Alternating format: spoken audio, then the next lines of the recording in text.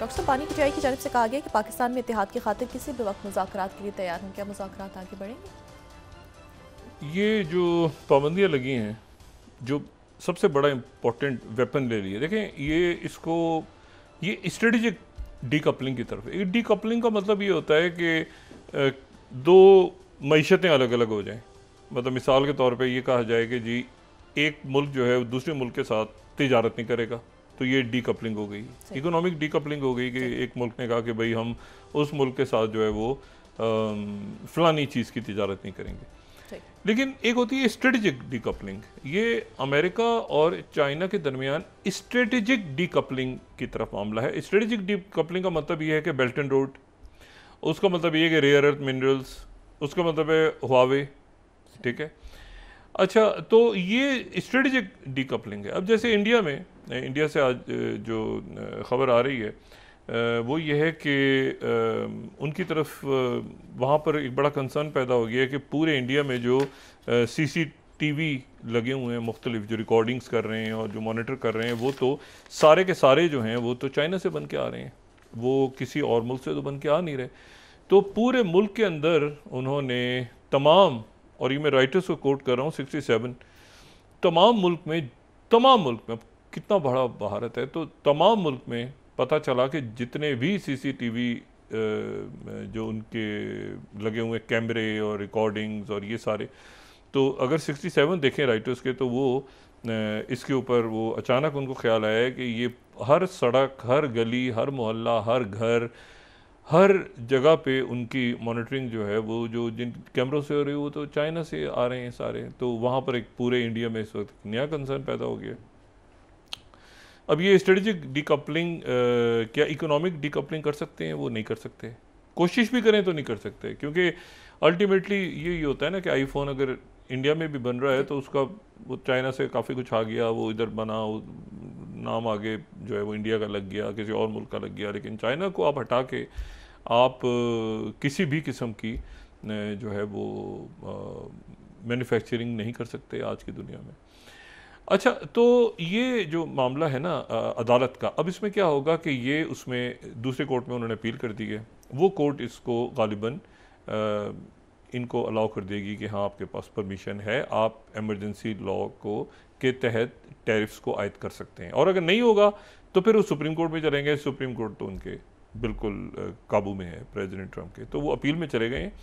लेकिन जो Steven Miller हैं इनके, जो कि जिनका नाम जो अक्सर बाहर भी आ जाते हैं और बाहर आके वो बात करते हैं, वो बाहर आके बात करते हैं मीडिया से, अक्सर आपने देखा होगा।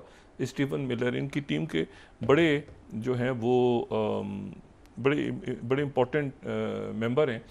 इनका नाम भी चल रहा था स्टीव विटकॉफ की जगह पिछले दिनों कि ये जो हैं ये आ सकते हैं और शायद उनकी जगह संभाल लें। लेकिन इसमें ये हुआ कि इन्होंने जो है वो जैसे ही अदालत का ये फैसला आया तो इन्होंने उसके ऊपर इन्होंने सोशल ट्रुथ पे मैसेज डाले।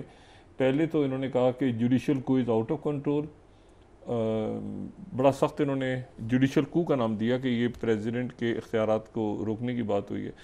तो दो इनके मैसेजेस अगर हम देखें तो उस दोनों मैसेजेस में एक में कह रहे हैं कि ये जो है ये ख़बर के ऊपर फिर उन्होंने अपना जो है ना ट्वीट किया हुआ है, वो कह रहे हैं कि judicial coup is out of control, और फिर उन्होंने कहा कि ये जो है ये टेरनी के अंदर जो है वो जुडिशल टेरनी में हम रह रहे हैं। तो बड़ा सख्त इनका मौक़िफ़ आया जैसे ही ये ख़बरें जो हैं 3 जजेस के नाम, वो मतलब ये पूरा जो है एक फिर सिलसिला शुरू हो गया कि वहाँ पर अदालतें। लेकिन ये है कि ये सुप्रीम कोर्ट से और बाकी कोर्ट से, लेकिन वहाँ इशू ये है ना कि प्रेसिडेंट ट्रंप को ये तो पता नहीं था पुतिन का, जो मैंने कहा डीप स्टेट। दूसरा ये इलॉन मस्क चले गए। इलॉन मस्क के बारे में कई जो बाकी लोग थे वो कहते थे इलॉन मस्क खुद डीप स्टेट हैं, ये खुद असल में डीप स्टेट हैं जो नुकसान पहुँचाने आ गए हैं। लेकिन वो कहते थे मैं ये छुट्टी करूँगा यहाँ से, बेकार लोग बैठे हुए हैं। और फिर उन्होंने ये भी कहा था कि ईमेल करके मुझे बताओ ये क्या क्या काम किए हैं पिछले 1 हफ्ते में और ये सारा। तो वो अपने उहदे से हट गए। अब वो उनके उहदे से हटने के बाद अब क्या असर पड़ेगा, क्योंकि जाहिर है जो एनवीडिया या सैम ऑल्टमैन या बाकी जो लोग हैं वो बहुत ज़्यादा इन्वॉल्व नहीं है पॉलिटिक्स में, ये बहुत ज़्यादा पॉलिटिक्स में ग्लोबल लेवल पे इन्वॉल्व हो गए थे। तो अब यह है कि चाइना इनको कैसे देखेगा कि प्रेसिडेंट ट्रंप से की टीम से हट गए तो मेरे पास क्यों आ रहे हो, और इनको बाकी दुनिया कैसे देखेगी, बिजनेसेस को कैसे देखेंगे। तो ये अब एक नया बड़ा चैलेंज है इलॉन मस्क के लिए। अच्छा, फिर उसके बाद ये है कि मैं आपको सिर्फ ये बताऊं कि ये जो इन्होंने बात की थी ना, जो दिमित्री मेदवेदेव ने बात की थी कि मैं जो हूँ वो, मतलब यूक्रेन के हवाले से उन्होंने बात की थी ना कि जर्मनी ना लेकर आए और हम बफर जो है वो पूरा बना लेंगे।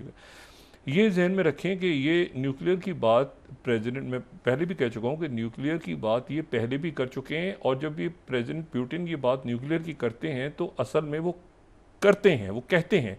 इसीलिए वो जो है, इससे प्रेसिडेंट बाइडेन ने भी गुरेज किया कि ये इनको मिसाइल्स ऐसे ना दिए जाएं जो मॉस्को को डायरेक्ट हिट करें या प्रेसिडेंट पुतिन को निशाना बनाएं। और क्योंकि जब ये कर रहे थे ना 2024 में, 2023-24 में, तो उनकी तरफ से ये बात हुई थी कि ये मिसाइल्स अगर आपने दिए तो हम बरतानिया और वाशिंगटन को न्यूक कर देंगे। इतने सख्त स्टेटमेंट्स आ चुके हैं। और मैं यहाँ पे इस वक्त कोट कर रहा हूँ 30th Newsweek, Putin's ally was nuclear strike on Washington if Ukraine wins. Ukraine अगर जीत गया तो हम वाशिंगटन को न्यूक करेंगे। ये मैं 30th स्लाइड यहाँ पे कोट कर रहा हूँ माजी की, ताकि हमको अंदाज़ा हो कि ये जंग, इस जंग की नौयत क्या है और ये जंग जो है ये कितनी ज़्यादा ख़तरनाक रुख पे ये जा सकती है। ये 2024 में इन्होंने न्यूज़ वीक को मैं शो का। अच्छा, फिर उसके बाद मैं न्यूयॉर्क पोस्ट 2024 की फरवरी का दिखा रहा हूँ, Putin's wall threatens Armageddon nuclear attack.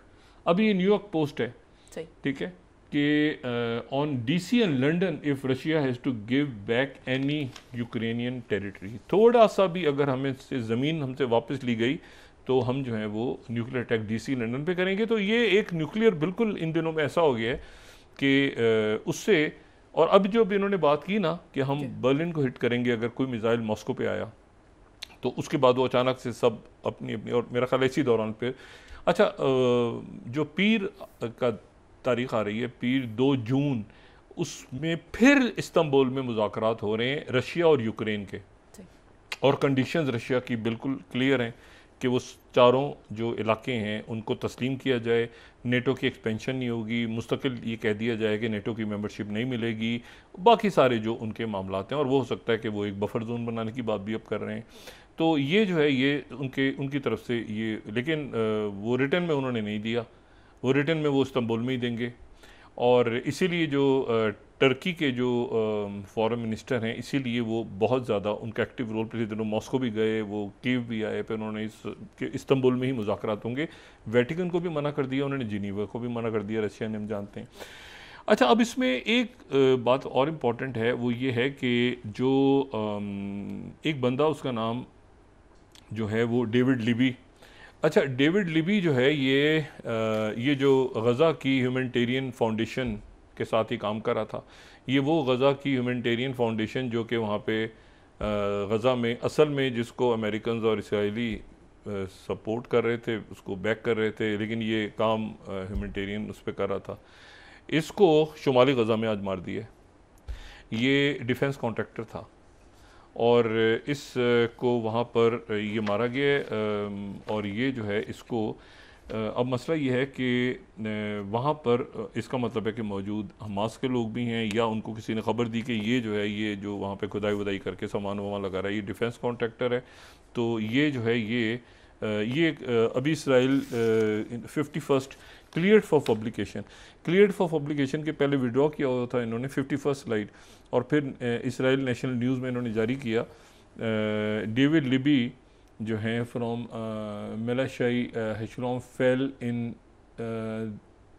Battle in Gaza, ठीक है ना, 51st स्लाइड, ये clear for publication Israel National News में। तो पहले इसको विदहेल्ड किया हुआ था इनकी शनाख्त, लेकिन फिर डेविड लिबी ये जो है ये उनका डिफेंस कॉन्ट्रैक्टर था जो वहाँ पे काम कर रहा था, प्राइवेट कॉन्ट्रैक्टर, ठीक है ना, explosion when working to destroy terrorist infrastructure, लेकिन ये बेसिकली वो जो गज़ा ह्यूमैनिटेरियन फाउंडेशन के लिए कर रहा था। एनीवे, अच्छा, इसमें जो है, अब इसमें वित्कॉफ जो है उनका जो प्लान है उसके ऊपर इस वक्त फाइनल डिस्कशन हो रहा है स्टीव वित्कॉफ के साथ। डेरमर और वो जो वहाँ पे डेविड बार्निया मिले थे, और फिर उसके बाद इसराइल तो काबीना का इजलास हो रहा है।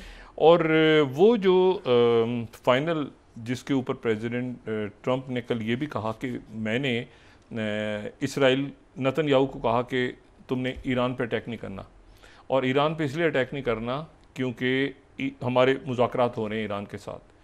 अच्छा, और साथ ही ये भी इतलात आ रही हैं कि जब प्रेसिडेंट ट्रंप अरब ममालिक का दौरा करे तो ये अरब मुल्कों ने, सारे मुल्कों ने प्रेसिडेंट ट्रंप से कहा था कि आप ईरान पे स्ट्राइक नहीं करेंगे, हमला नहीं करेंगे, ना आप ना इसराइल को भी रोकें और आप भी रोकें कि ईरान पे हमला नहीं करेंगे, इसको अफाम व तफहीम के साथ मामला को आगे लेके चलें।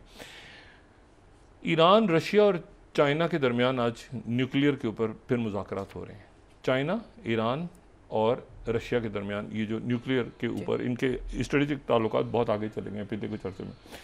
अच्छा, अब इसमें एक तो ये बात है, दूसरी बात ये कि जो प्लान है जिसके ऊपर इसराइल की टीम पूरी बैठी हुई है, अभी काबीना बैठी हुई है, हमास ने उसको ओके कर दिया, स्टीव विटकॉफ ने ओके कर दिया, सब ने ओके कर दिया और इसराइल ने भी बड़ी हद तक ओके कर दिया। वो जो है वो ये कि 60 दिन की जो है वो 60 दिन की जो है वो होगी, इसमें जंगबंदी होगी, 10 यरगमाली रिहा होंगे और इस दौरान जो है वो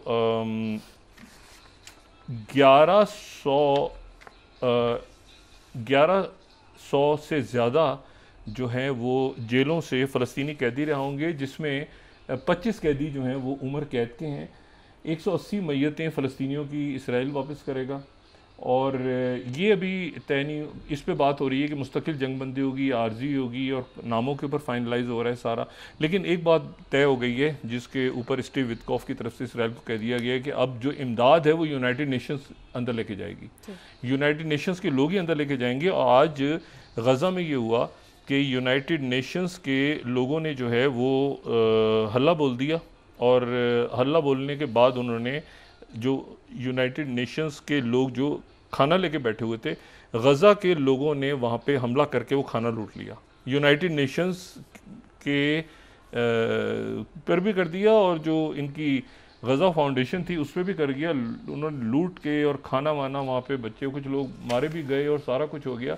लेकिन यह है कि वहाँ पर उन्होंने वहाँ पे वो सारा लूट लिया और उसके नतीजे में वहाँ पर जो है, ये मैं मेहर न्यूज़ एजेंसी कोट कर रहा हूँ ईरान की, Arab leaders Trump they oppose strikes on Iran nuclear sites. और तेहरान टाइम्स ये कह रहा है कि ईरान में accept US nuclear 75th, Iran में accept US nuclear inspectors if a deal is reach says atomic chief. तो ये ईरान का मीडिया ये कोट कर रहा है। अच्छा, ये ज़हन में रखें कि इस पूरे सिलसिले में आज जो है वो एक बहुत इम्पॉर्टेंट एक पेशरफ्त हुई है और वो ये हुई है कि जो सीरिया में नए अमेरिकन एम्बेसडर ने अपना चार्ज संभाल लिया और अमेरिका का सफारत खाना खुल गया सीरिया में। अहमद शरा से मुलाकात हुई थी ट्रंप की और अब ये भी एक बिजनेसमैन ही है और ये भी एज सच कोई इनका कोई मतलब कोई स्टेट डिपार्टमेंट का पुराना नहीं, लेकिन बिजनेसमैन अच्छे आदमी, सऊदी अरेबिया। तो आज इनकी अहमद शरा से मुलाकात हुई, वहाँ पे डेमास्कस में 2012 में बंद हो गई थी एम्बेसी, 2012 के बाद आज वहाँ पे एम्बेसी खुल गई है। ये जो डील है इसको स्टीव विटकॉफ ने दे दी है इसराइल को और ये जो डील है ये आज कल किसी भी वक्त प्रेसिडेंट ट्रंप इसको अनाउंस करने जा रहे हैं और इसराइल भी इसको करेगा, मंजूर करेगा। मैं आपको सिर्फ क्लोजिंग में यहाँ पे अगर मैं आपको सिर्फ ये बताऊँ कि ये वहाँ पर ये सूरत बनी है कि प्रेसिडेंट ट्रंप को उन्होंने कह दिया कि आप चिकन आउट क्यों हो जाते हैं। अच्छा, प्रेसिडेंट ट्रंप के लिए एक लफ्ज़ इस्तेमाल होता है कि Trump always chicken out, taco, उन्हें कहता है taco, Trump always chicken out. ये वॉल स्ट्रीट में होता है, वहाँ पे वॉल स्ट्रीट वाले कहते हैं कि वो टैरिफ लगाता है फिर हट जाता है, फिर लगाता है पीछे हट जाता है। तो उनको फिर दोबारा किसी साफ़ी ने पूछ लिया कि आप चिकन आउट हो गए। उन्होंने कहा अच्छा, वो गुस्से में आ गए आगे बहुत ज़्यादा। उन्होंने कहा मैं चिकन आउट हो गया हूँ, मैं ये मुल्क के लिए कर रहा हूँ सारा। तो ये है कि USA today, Trump erupts when asked about TACO, a new nickname 43rd, mocking his tariff approach। अब टैको जो है उसके ऊपर गुस्से में आ गए। टैको का मतलब है ट्रम्प ऑलवेज चिकन आउट। जो वॉल स्ट्रीट के जितने इन्वेस्टर्स हैं वो टैको कहते हैं, ठीक है। वो जहां पर होता है ना वो टैरिफ लगाएंगे वापस लेंगे, वो तो चिकन आउट कह दिया इनको, तो गुस्से में आ गए और इन्होंने कहा कि गुस्से में आके जो है वो जो है वो कैसी बात करते हो, मैं गुस्से में आ गया हूँ, मैं जो भी कुछ कर रहा हूँ अमेरिका के लिए कर रहा हूँ। देखते ये हैं कि अगले 24-48 घंटों में क्या डेवलपमेंट्स होती हैं ख़त्े में और दुनिया में। ये ज़हन में रखें कि हर डेवलपमेंट का पाकिस्तान पर असर हो रहा है।